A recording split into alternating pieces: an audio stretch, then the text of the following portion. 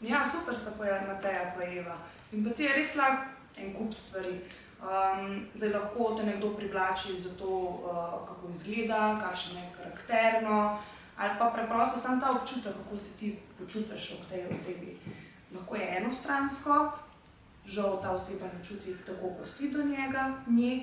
Lahko pa ta zadeva prerasta potem v nekaj več, če sta si oba všeč. Ja, pomembno je, da se sprašujete o tem, kaj je za vas ljubezen, kaj je za vas simpatija in pa da se sprašujete o odnosih. Ampak najpomembneje je pa to, da se zavedate, da je pomembno, da ste to, kar ste, da ostanete pristni.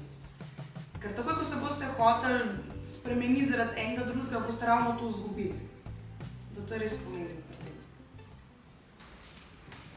Ja, Klara? Ampak kaj pa, če te nekdo sploh ne opazi? A ni pol dobro, da se vsaj malo potrudiš?